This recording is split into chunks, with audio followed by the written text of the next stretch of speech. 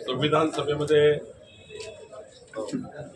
आणि संपूर्ण देशाकरता जे संविधान आपल्याला दिलं, आज संपूर्ण देशभर भारतभर भारतीय व्यक्ती आमच्या बहिणी भाऊ सर्वच संविधानाचं वाचन करून स्वतः प्रतीची जबाबदारी काय आहे, भारत देश मजबूत करण्याकरता, महाराष्ट्र मजबूत करण्याकरता संविधानाने जी आपल्याला जबाबदारी दिली आहे त्या जबाबदारीवर आम्ही सर्वांनी काम केलं पाहिजे। याकरता आम्ही आज भारतीय जनता पार्टीने संविधानाला नतमस्तक होऊन आम्ही संकल्पित झालो आहोत। शेवटी संविधान आपल्याला उजळणी देतं की आपण जीवनामध्ये समाजाच्या शेवटच्या व्यक्तीकरता आपली जबाबदारी काय आहे पूर्ण केली पाहिजे। माननीय पंतप्रधान मोदीजींनी संविधानाला नतमस्तक होऊन विकसित भारताचा संकल्प केला आहे आणि विकसित भारताच्या संकल्पाला महाराष्ट्र विकसित करून मोदीजींना आम्हाला मोदींच्या संकल्पाला साथ द्यायची आहे, याकरता आम्ही समर्पित आहोत। आज 26/11 आहे। संपूर्ण देशाला, संपूर्ण जगाला माहिती आहे आज आमचे शहीद हेमंत करकरेजी आणि सर्व शहीद आमचे त्यांनी त्यांच्या प्राणाची आहुती दिली, मुंबईला वाचवण्याकरता गौरवशाली कार्य केलं। 26/11चा बॉम्ब हल्ला मुंबईला छिन्नविच्छिन्न करण्याकरता ज्या शक्ती या मुंबईमध्ये आल्या होत्या त्या शक्तीच्या विरुद्ध आमचे सर्व शहीद लढले। आज हा दिवस कुणी विसरू शकत नाही। महाराष्ट्राचा इतिहास हा कधी विसरू शकणार नाही।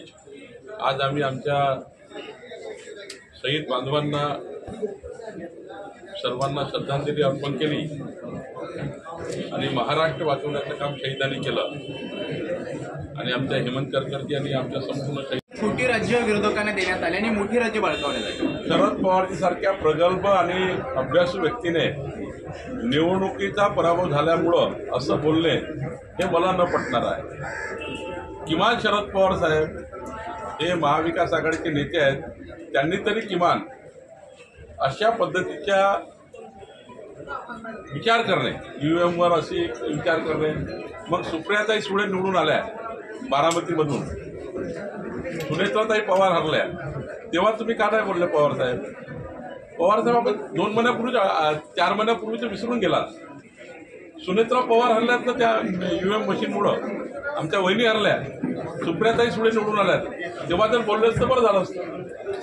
पूर्वीही सुप्रीम कोर्टामध्ये खूप लोक गेले आहेत।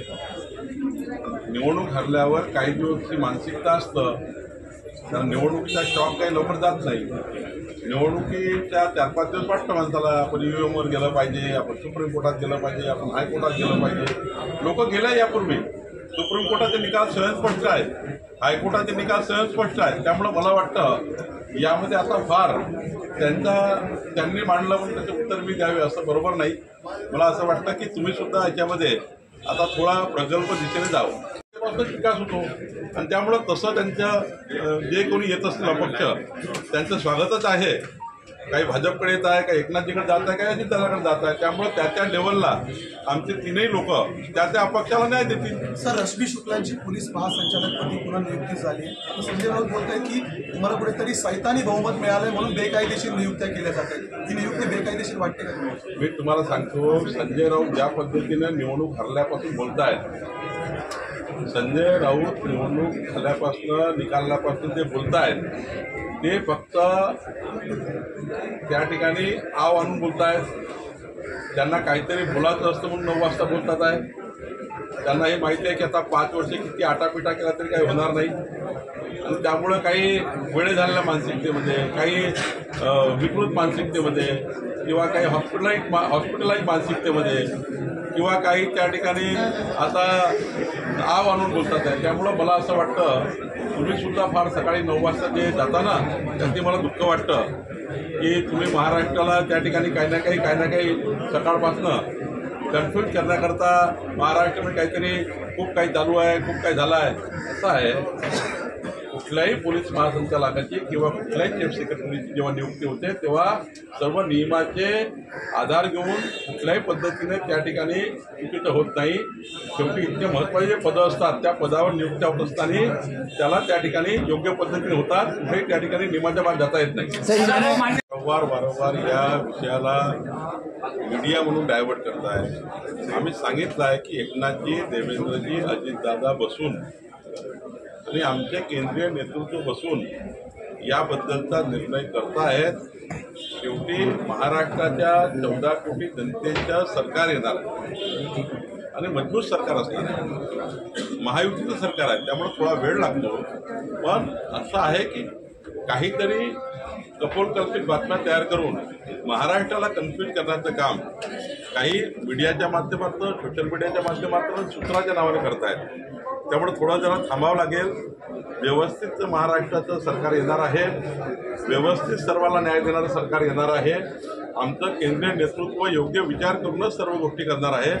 त्यामुळं कुठलेही फाटेफुटे न काढता हे झालं, ते झालं, हे केलं, ते केलं, कृपया याच्यामध्ये महाराष्ट्राच्या जनतेला कन्फ्यूज करू नये म्हणून किंवा भाजपचा प्रदेशाध्यक्ष, भाजपची सगळी भूमिका पाहून आता वाटतं की शिंदे देखील थोडंसं मोठं मन करून पुन्हा एकदा केंद्र नेतृत्व दिलं पाहिजे.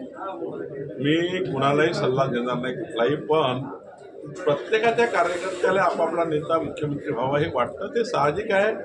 त्याची कल्पना आपण करू शकतो की मी वारंवार सांगितलं, भाजपाच्या कार्यकर्त्याला वाटतं की देवेंद्रजी मुख्यमंत्री व्हावे, का वाटणार नाही. एकनाथजीच्या कार्यकर्त्याला वाटतं एकनाथजी व्हावे, अजितदादाच्या कार्यकर्त्याला वाटतं अजितदादा व्हावे. शेवटी आपापल्या कार्यकर्त्याच्या भावना ते व्यक्त करतात आणि भावना व्यक्त करणं काही चूक नाही आहे. त्यामुळं मला कुणालाही आळा बसवायचा नाही आहे. पण महायुती ही मर्यादित पद्धतीने टिकवण्याकरता, चांगल्या पद्धतीने टिकवण्याकरता, उत्कृष्ट पद्धतीने टिकवण्याकरता असे कुठलेही विधान योग्य नाही की महायुतीला डॅमेज करेल. महायुतीमध्ये आम्ही निवडून आलो आहे, महायुती पुढे न्यायची आहे आणि महायुतीला आपल्याला मजबूत करायचं आहे.